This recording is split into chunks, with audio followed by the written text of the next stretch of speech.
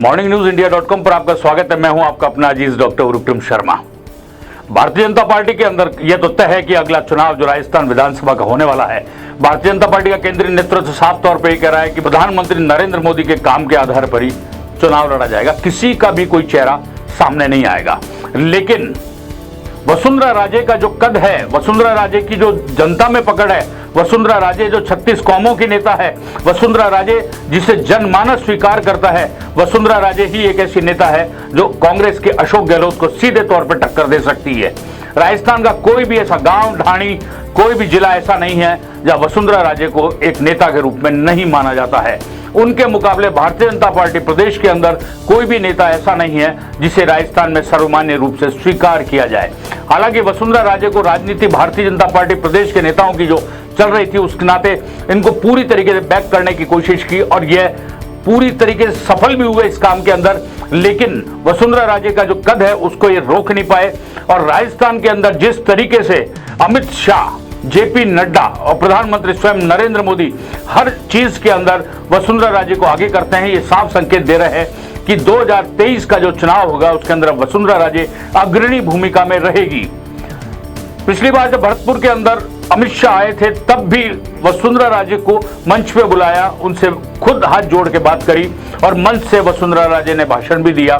अब उदयपुर के अंदर अमित शाह की सभा हो रही थी। सभा का संचालन प्रतिपक्ष के नेता राजेंद्र राठौड़ कर रहे थे।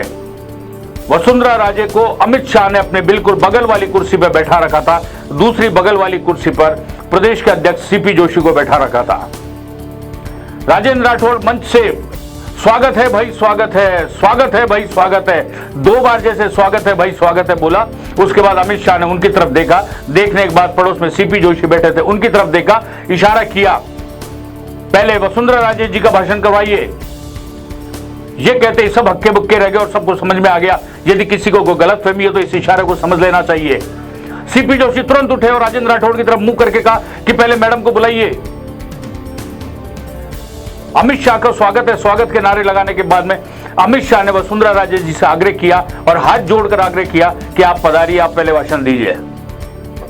अमित शाह का यह संकेत साफ तौर पर बता रहा है कि राजस्थान के अंदर वसुंधरा राजे ही सबसे बड़ी नेता है और यह सबको समझ लेना चाहिए कि उन्हें बहुत अग्रणी और अहम भूमिका दी जाएगी। और ये लोगों के जो कयास हैं कि वसुंधरा राजे जी को नेपथ्य में डाल दिया, वो बहुत बड़ी उनकी गलतफहमी। और जिन लोगों ने ये माहौल बनाया था कि वसुंधरा राजे का केंद्रीय नेतृत्व में गृह मंत्री अमित शाह, प्रदेश जो राष्ट्रीय अध्यक्ष है जेपी नड्डा या प्रधानमंत्री नरेंद्र मोदी या संगठन के दूसरे जो पदाधिकारी है उनसे अनबन चल रही है, यह उनका एक भ्रम था और उस भ्रम को अब टूटता हुआ नजर आ रहा है। क्योंकि उन लोगों ने सुनियोजित तरीके से ये एक माहौल बनाया था और पिछले 3 साल तक इस तरीके की अफवाहों को गर्म दिया, हवा दी उनको, यहां तक कि वसुंधरा राजे के पोस्टर जो बनते थे पार्टी के उसमें से भी उनकी फोटो को गायब कर दिया गया था।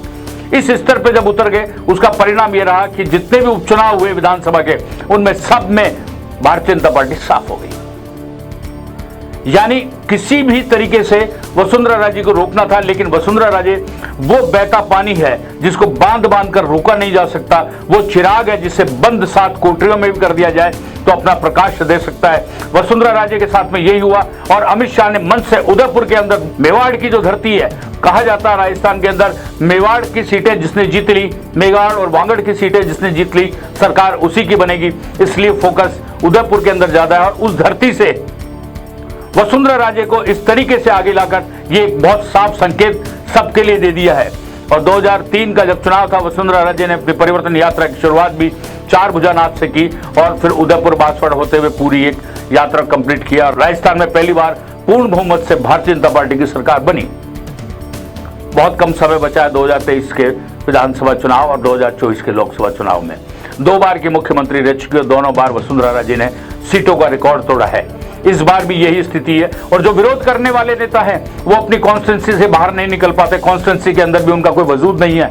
उसके अलावा जिले के अंदर वो इतनी बड़ी पकड़ भी नहीं रखते कि जिले की 8 विधानसभा सीटों पर वो पार्टी का सारे कैंडिडेट्स को जिता सके। और वसुंधरा राजे के साथ सबसे बड़ा प्लस पॉइंट यह है कि जो राजस्थान की आधी आबादी महिलाएं हैं वो एक तरफा वसुंधरा के नाम पर वोट डालती हैं और यही कारण है कि 2003 का जो चुनाव हुआ उसके अंदर भी वसुंधरा राजे को महिलाओं ने सर्वाधिक वोट दिए। इसके बाद जब दोबारा मुख्यमंत्री बनी उसमें भी महिलाओं का बहुत बड़ा योगदान रहा।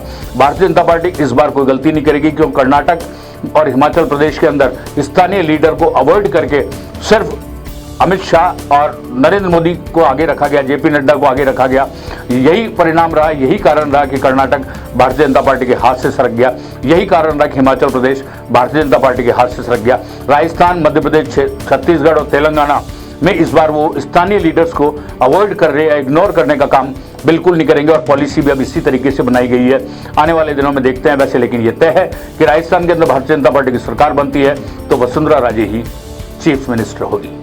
आप बने रहिए हमारे साथ, हम आपको हर चीज़ का अपडेट जल्द से जल्द देंगे। तब तक के लिए दीजिए मुझे इजाज़त। नमस्कार।